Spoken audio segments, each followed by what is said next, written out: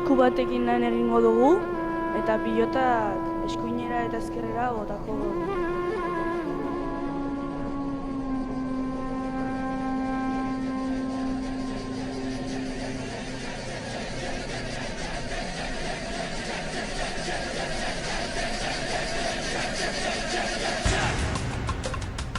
Bi eskuak erabiliko ditugu eta ordena bi bat da.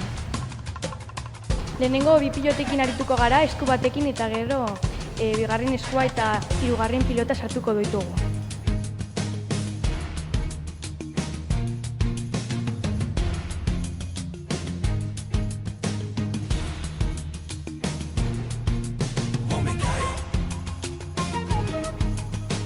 Esku batekin hiru pilotak airean izatea lortzea izan da.